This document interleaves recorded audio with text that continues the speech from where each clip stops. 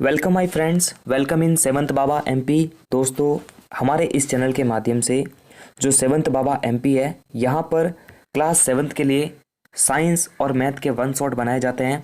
आप इस चैनल के माध्यम से ज़रूर जुड़िए ताकि आपको आपके साइंस के चैप्टर के जो वन शॉट है वो मिल सके। दोस्तों, हमारे वन शॉट जो है वो एग्ज़ाम की दृष्टि से हैं, यानी एग्ज़ाम के पहले हम क्वेश्चन के बेस पर आपको वन शॉट कवर करवाते हैं। अगर आप हमारे चैनल को फॉलो करते हैं और वन शॉट को देख के जाते हैं तो काफ़ी हद तक काफ़ी ज़्यादा क्वेश्चन आपको हमारे वन शॉट से मिलेंगे, क्योंकि यूट्यूब पर बहुत सारा की वीडियोज़ है, आपने बहुत सारे नोट्स वगैरह पढ़े होंगे, लेकिन अब वक्त है एग्ज़ाम देने का। और एग्ज़ाम से पहले दोस्तों आपके वन शॉट हमारे चैनल के माध्यम से बनाए जाते हैं। तो दोस्तों देखिए, आपका सबसे पहला चैप्टर है पादपों में पोषण। तो मैं आपको बता देता हूँ कि देखिए, आपके एग्ज़ाम के लिए सबसे जो इम्पोर्टेंट सवाल होते हैं वो यहीं से आते हैं।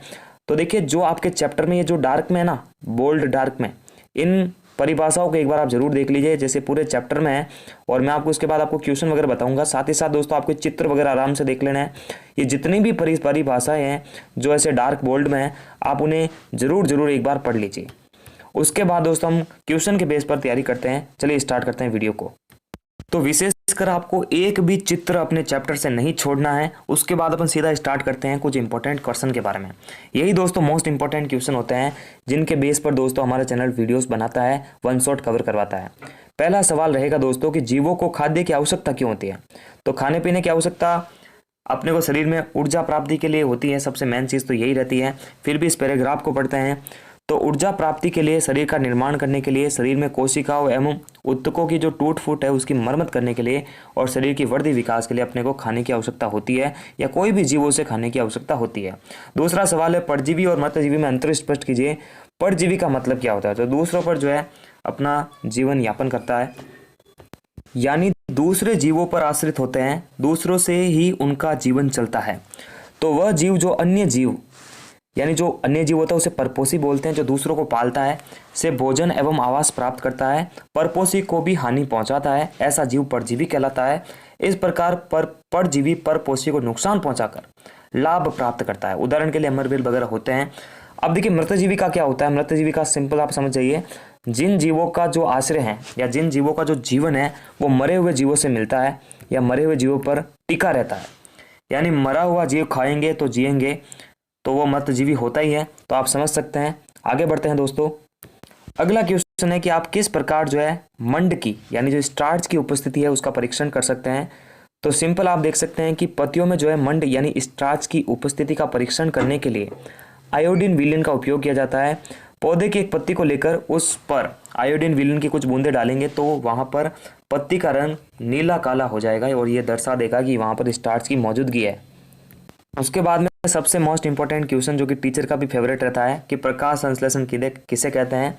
तो पौधों द्वारा CO2 और जल की उपस्थिति में, या फिर पौधों द्वारा सूर्य के प्रकाश की उपस्थिति में क्लोरोफिल की सहायता से जल और कार्बन डाइऑक्साइड की मदद से भोजन बनाने की प्रक्रिया को खाद्य संश्लेषण कहते हैं या प्रकाश संश्लेषण कहते हैं। पौधे के अंदर जो होता है, जो कि अपने को कार्बोहाइड्रेट और ऑक्सीजन को मुक्त करवाता है।